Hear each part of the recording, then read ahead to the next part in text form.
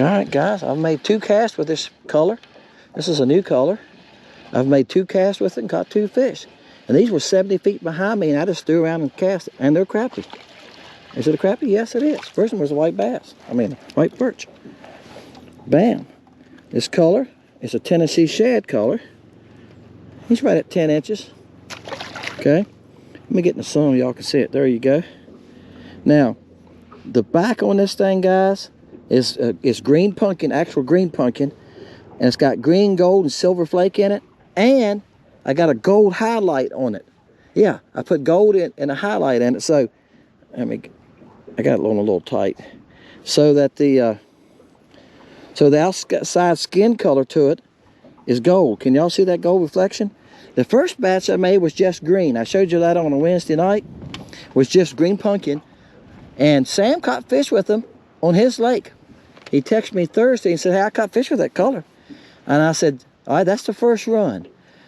Let's experiment with it by doing a few different things. So let's add more glitter to it. And he don't know it. He's going to know it now. I added gold highlight to it. So as I turn it, I can see a yellowish gold on the outside skin of it. All right, guys, 3 casts, 3 fish. I don't know if I threw it to Sam's school. Now I'm throwing behind me. And I'm using this heavy weight. Bam, that's a decent one there. Right there the fish are. See that? See where my handle's pointing? It's behind me. I'm sitting with my spot lock on, guys. And I'm just sitting letting the fish come to me. They're moving that much. I was running around with my remote. Oh, that fell out of his mouth. Bam. There you go, guys. That's a pretty color. But one of the guys on the site asked me had I ever tried Tennessee shad, and I said, no, I haven't. I said, but I need something with a green back. That's a color I don't have. I got chartreuse backs and everything else, but I really don't have anything with a green back. We got blue backs, and that was on my mind. I said, yeah. I said, hey, that can happen. That can happen. You know, I'm constantly playing with colors. Y'all know that. That's what I'm about. I'm about bait colors and playing with them. Next cast, as SpongeBob would say. All right, guys, 4 casts and 4 fish. The funny part is I'm throwing behind me. I usually don't fish like that, but with my spot lock on, I don't have any choice. To turn around, I'd have to put my butt toward the wind. I want my front end toward the wind because I can control my boat better. They're 50 feet back there, and that's why I'm using this big head too. This is an 1/8 ounce head, so I can cast it that far.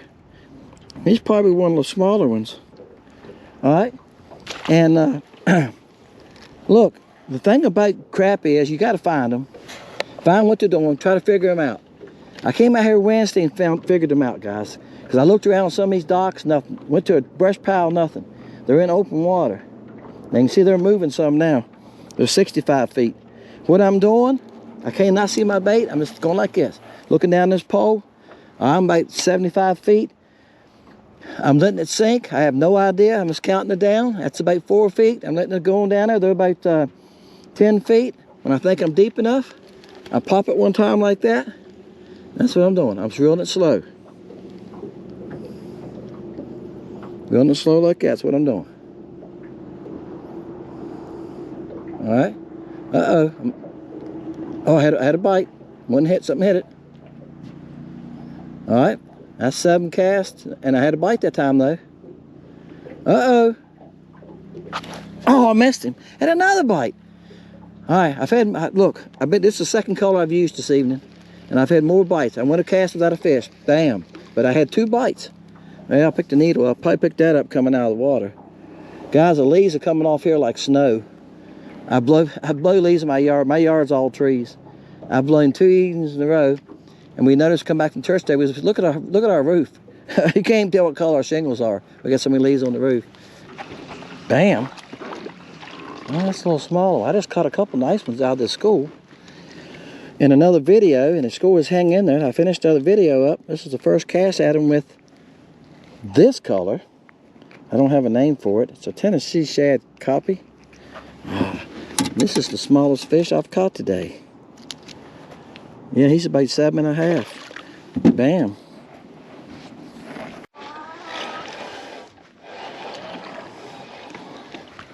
Bam. All right, guys, he's out there 45, 50 feet. Went back to the bigger head. I got one rigged up on the 1/16 too, but it depends on where the school is. If they're out there a long ways, I'm throwing this one because it's faster. He's not very big. He might make 10. All right. That's what I'm still throwing, that bigger head. People ask me about this head all the time. Dennis, what'd you get? It's a Gamakatsu. It's called a live bait jig head, guys. Go online, look around some of these places. You will find them. Like I said, I was in a bait shop one time and looking around and seen them hanging there. Might have even been Bobcats. I don't remember where it was. Bobcats is our local bait shop in Clarksville. And I bought quarters and 1/8 ounce. I said, these will be perfect. They got the short shank hook. That's why they got a short shank hook. You may put a minnow on them. I don't use menace. And that I haven't used menace for a couple of years. I'm not against them. I just don't like to haul them around and try to keep them. And keep them alive. Anyway, works perfect for LC shad. All right, guys, see where they're? 55 feet. All right. Now, I don't see my bait. I didn't cast it. They're moving slowly. I'm going to say slightly. And that might be the case too. Slightly, it might be the case too. They're moving slowly. So I just popped it up and started reeling. Now, I can watch the fish and tell you if I'm close to them or if I need to cast again. I seen a couple of them move, so I got pretty close to them. They've seen it. I can tell if they shift places in the school. I'm sure we passed them now. All right, I don't know where I'm at, but I've seen them move a little bit, so that means I was pretty close to them. They seen it. So what I'm going to do is kind of give you an idea what I'm doing. 50 feet. Lined up my pole. So I'm using my pole here for a guide. Lined up that pole and threw it. Now I don't see it because at 50, 60 feet, it's hard to see. I can see it at times. Right now, I do not see it. At 1/8 ounce, it should be down there. Here I go. I popped it up. Start reeling it. And that's how I've been catching them. Even the ones that was behind me a while ago, I never seen my bait. I've seen it now. I just now see my bait. I see one following it. There you go. I said I didn't see my bait till see the fish start moving. And once the fish start moving, I found my bait. It could have been behind them. It could have been to one side of them, so they was blocking the bait. But the further you get from the boat, it's hard to see. Now, I see guys on YouTube that show their depth finder all the time and showing their bait. Look how far out they're fishing. Okay? Pay attention to that sometime.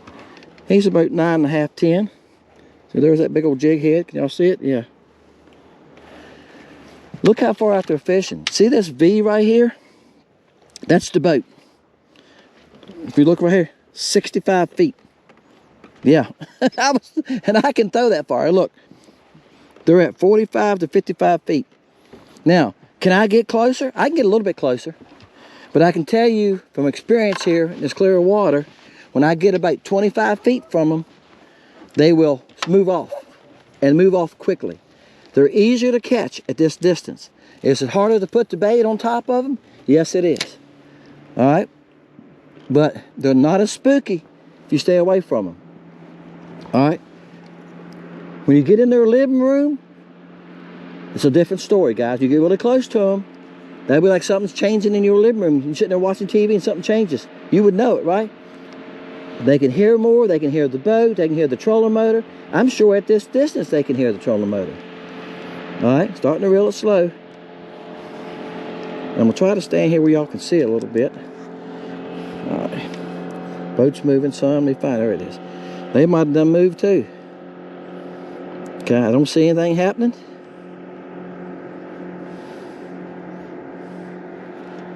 Oh, I had a bite. I don't know where I was at, but something bumped me. All right, guys, I moved my depth finder so I can stand kind of like this and y'all can see the depth finder. I don't know where my bait is. We're gonna start moving it. All right, somebody's texting me. I see the fish moving. See them moving there? 3 or 4 move. That's because they see my bait. All right, none of them hit me, but they made a move. I see one chasing it. Missed him. Bam. Oh, that's another smaller one. I've got some nice ones to see. Oh, it's a decent one. It looks smaller in that water. I've caught some good fish today. I've made 2 videos. I've only been out here a little while, guys. He's a decent one. There you go. Nice fish. All right, guys, I'm gonna close with that. Bam, there you go. This is, again, some of y'all watch my videos when I'm out here testing colors. You go like, they're not on the website, or are they on the website? Can I buy them yet? I understand, guys. I'm the same way too. I see something like that. These are colors for 24. They'll be on the site in January sometime. Okay. This is probably going. It's a Tennessee Shad copies when I'm making it. I don't know what I'm going to call it. I usually don't copy other people's color names, so it won't be Tennessee Shad. I'm afraid I'll get sued over it. You know, copyrights or whatever, because Tennessee Shad color's been around a long time. A lot of companies use it, but do they pay a royalty to use it? I don't know. Here's another school fish right here. They're at 30 foot. So that's why I don't do that, okay? So I'm losing them. Boat's moving. So anyway, we'll come up with a name. Probably green shad sounds good to me. Something like that. Because it's a green color, and I added gold highlight, and it's got green, gold, and silver flake in it. At this point right now, that's probably the way it's going to be. Sam's fished it. He's caught fish on it. I'm having no trouble catching fish on it. It's going to be probably for pretty clear water. This water right here now is 4 to 5 foot visibility. So that's probably what it's going to be best in. I haven't had a chance to try it in dirty water. I can tell you bass like it. I just had my line broke.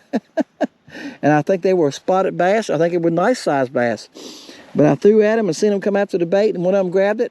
He got to the boat, he broke my line. But I hadn't retied now, guys. Second trip out, I hadn't retied since the fishing trip ago. Yeah, y'all know how that is. If you don't retie, that knot gets weak done. And this is a only 4-pound test. All right, guys, appreciate y'all. Thank y'all for watching Fishing Lake Country. Thank you for buying the baits. I've sold a lot of baits. Just made a new batch of banana pepper and creamy. 2 of the hottest colors selling right now. Bluegrass is great. I got a video coming up here shortly. It'll be you'll see this one after us, but check out the Eno River trip with Sam. I used bluegrass. I used panther. I used some of those colors in that dirty water. Had no trouble catching fish with them, guys. Dennis, Fishing Lake Country. This is what I do. Make baits and new colors and fish with them. Somebody's got to do it, guys. See ya.